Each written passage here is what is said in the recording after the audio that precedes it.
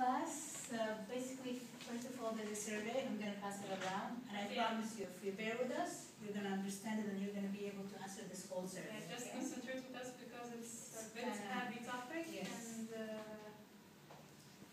And it needs a lot of concentration, okay? yeah, exactly. So let me introduce myself. As you guys see, I'm Dr. Linda, an internist physician in the medical field department. And this is my hematologist partner, Nurhan Yusuf.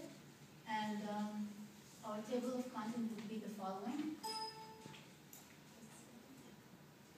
First of all, I'm gonna break them apart, these two big terms, consanguinity and interfamilial marriage, and I'm gonna define it for you, and then I'm gonna talk about the advantages, the disadvantages, how can we minimize this kind of problem, and the two types of counseling, and we're gonna show you a little clip interview that we've done.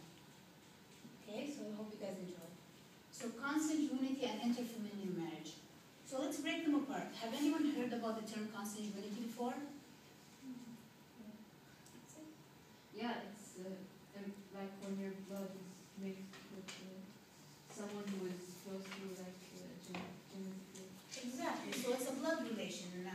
It's a blood relation. Like who? Your relative or your cousin. And of course, with your relative or your cousin, you're going to find a lot of similarities, right?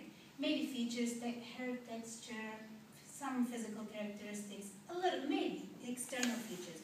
And also don't forget that you have a lot in common in your internal as well, your genes, just like how you said. And when I add the interfamilial marriage to consanguinity, that means when these two consanguineous couple, they get married to each other. For example, she's my first cousin, so we're consanguineous first cousins. She's my second cousin, we're consanguineous second cousin. And when I add the interfamilial marriage, that means we're the two consanguineous, not the girls, I mean like the male and the guy, they get married to each other. The male and the female, they get married to each other. The cousins, it's consanguinity and interfamilial marriage. Okay? And first of all, this consanguineous marriage is very common in the Middle East. Specifically, we're going to talk about Kuwait. It's extremely common, respected, culturally respected, religiously and socially also respected. Whereas it's not in a lot of other regions, such as Europe, North America, and South America. I'm going to give you a little history about consanguinity. It actually originated in Southern Europe. You guys know Southern Europe, Albania, Greece, Malta, and Italy. And then it shifted down to the Middle East. Okay? And this is where it became very common in the Middle East, and it's banned in Europe, banned in Southern America, and Northern America. And here's a percentage of consanguineous marriage around the world. As you see, where it's shaded in purple, 50% and up. This is in the Gulf area. It has the most of these consanguineous marriages. Whereas it's 40 in some regions in Africa, 30 in some regions in Asia. And as the color goes lighter to light gray, you see it in Europe, North America, and South America. That's where it's actually banned and you're not allowed to marry your cousin. Whereas it's preferably and socially preferably and culturally preferably in Kuwait. Why would you guys think so? Why would your parents prefer you to marry your cousin? They think because he's your cousin, they know him, you've lived your whole entire life with them, he'll treat you well, he's family.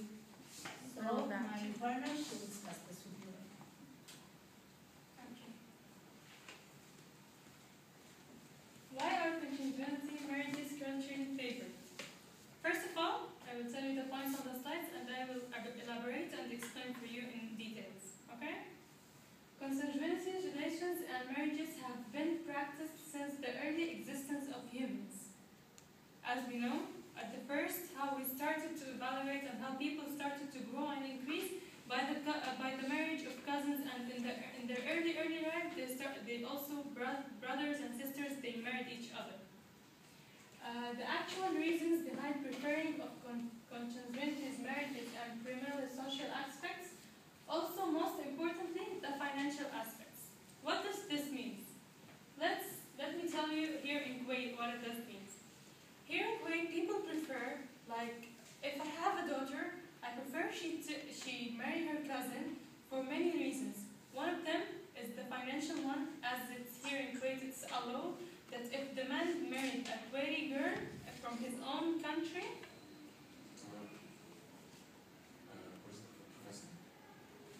Hi, can I help you? Yeah, I think I forgot my flash memory in here. Okay.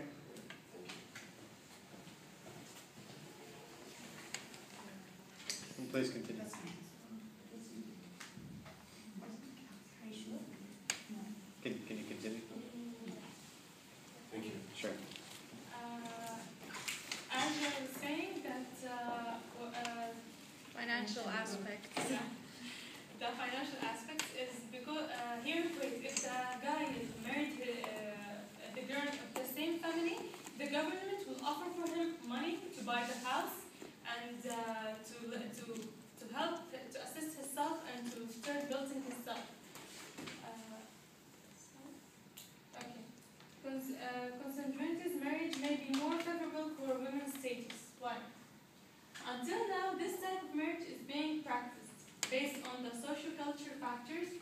Aspects that encourage familiar marriage in Kuwait are keeping and protecting of family structure, wealth, and property. As I mentioned, they want the daughter to be in the same family with the known person and have their own wealth together. They don't want it in open and in strange people that they don't know and another new families. It would be easier and less costly for the preparation of marriages comfortability within in-laws. Okay? Financially, which all seems to play a critical role in Kuwait. As the points I said, it's all about the financial, the wealth, and the protection for their own daughter and their own comfort for her. Okay, fact. There is a general belief that marrying within the family reduces the possibilities of hidden uncertain in health and financial issues. It is believed that consanguinity strengthens family ties and enforces family solidarity, with cousin marriage providing excellent opportunities for the transmission of cultural values and cultural continuity. Regarding financial matters of marriage are more easily conducted and sometimes less costly. Wives' parents prefer to have their daughter living near them and to enjoy the presence of their grandchildren. Moreover, wealthy landlords may prefer to keep their property within the family. Okay, and now my friend Linda, my doctor Linda, will discuss with you the disadvantages of consanguinity marriage. Okay, so basically we discussed about, I defined for you what consanguinity and interfamilial marriage is, and we talked about the advantages. I'm not for or against them multidimensional or ballistic. Of course there are disadvantages as well. And I want you guys to concentrate what I'm going to say right now. Now, there's something called autosomal recessive disease. This disease is one of both, sickle cell anemia or thalassemia. They are blood dyscrasias. They are diseases in the blood, okay? Concentrate on what I'm going to say to you right now. You might be a carrier for the characteristic of the autosomal recessive disease, which is normal. Me as well. You as well. You as well. Anyone in this class could be a carrier for the characteristic of the disease in the reproductive system. Anyone in this whole universe could be, which is normal. So what I said a carrier for the characteristic of the disease. I didn't say infected. I didn't say you're affected. So right now I am a carrier for the characteristic of the disease. Okay. Now who else is going to be carrying it? Who has similarities in my blood? My cousin, exactly. Remember what I just said? What I first said in my first introducing consanguinity is a blood relation. We have a lot of internal genes common, right? So let's say, for example, me and her are going to get married and we're cousins. I'm carrying this characteristic of disease, which is normal. I'm not infected. There's no symptoms. There's 75% chance that she will be carrying it as well. Okay? Right now, which is normal as well. Okay, I'm the male and she's the female. Right now, when the mix happens and when we get married, who's going to get affected by the whole disease? Who do you guys think? The children. The expected offspring, exactly. So the expected offspring will get half from the characteristics from his mom and half from his dad, and it's going to become one complete disease, either sickle cell anemia or thalassemia. Does it make sense? Whereas if I am a carrier of the disease, and I don't know you, you're from a different family, okay, and we get married to each other, there's 1 in a million chance that you will be also carrying it. You see the difference? There's 75% chance my cousin will be carrying it, and 1 in a million chance she will be carrying it. Okay? Just to let you know, you have about 2 more minutes. No problem. And this visual is basically explaining what I just explained to you right now. is a carrier and the mother is a carrier, and the child is affected. He's affected by the whole disease. Okay? And these are thalassemia patients. As you see, it's breaking in the blood, so that's what makes it look like that. Okay, so basically, before actually getting married, these consanguineous couples, when they're young, before they get married, they always ask, there are two most common questions. How can we minimize this effect? How can we not, is our child going to be abnormal or normal? So it is mandatory in Kuwait to seek for this type of counseling, which is called pre-marital counseling, before marital marriage. So before they get married to each other, they seek for pre-marital counseling. And for example, I'm the advisor or the counselor. Two consanguineous couples, they come up to me, I give them guidelines, advices, instructions whatsoever, and then I collect a lot of samples from them, blood tests, urine tests, all types of samples. I put them under something called electrophoresis, and then the results will come up.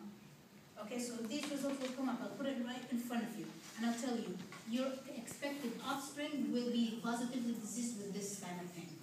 And it's up to you. Then I can't prevent you from getting married. I cannot prevent you from getting married. It's your choice.